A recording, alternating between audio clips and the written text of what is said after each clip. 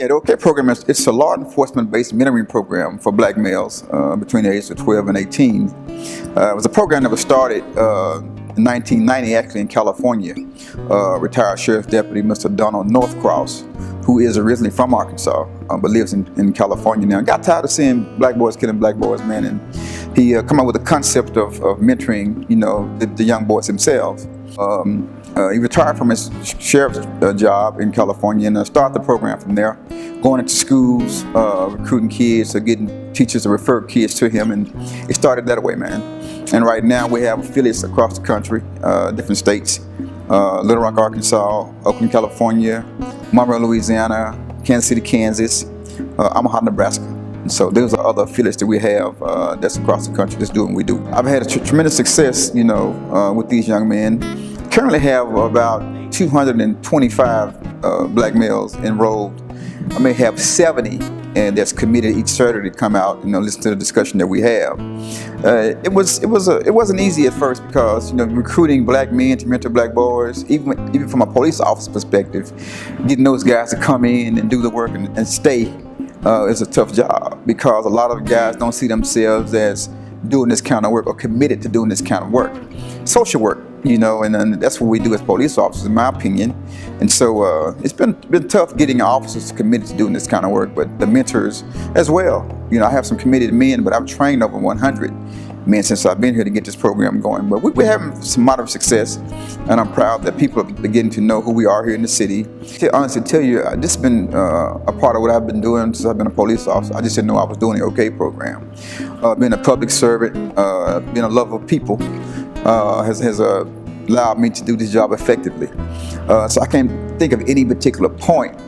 I just realized, when I started embracing these young boys and getting to know not only the boys but their families, and I was determined then to stick and stay. When you realize that a lot of these young men, they'll have father figures in their homes, and sometimes they have mothers cracked out, and you go to the homes and visit, you see the living conditions, and you know then they really need you to stay in their lives. So I think those home visits are what's crucial to me and make me realize that I need to continue to be in these boys' lives, show them a better way. It doesn't cost anything, it's a free program. All the parents are required to do is fill out the application process, and we'll take it from there.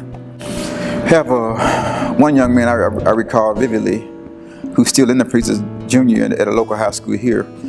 His dad was murdered about 3 years ago, and we were actually getting ready to go on an end of the year trip when this violence occurred in his family. And I remember talking to his mom on the phone and asking her if she, wanted him to stay or go on the trip. And she was adamant about he should continue to go on the trip with us.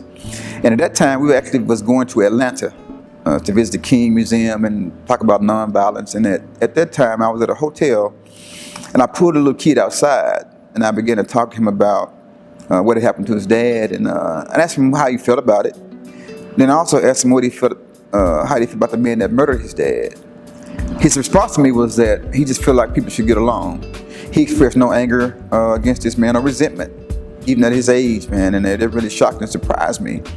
Well, when we returned to Little Rock that following day, he was able to go to a local park who was memorializing his dad, and to talk about that event and that experience in Atlanta, and talked about how he wanted people to get along, man. So I remember that real vividly. And this kid has maintained a 4.0 grade point average.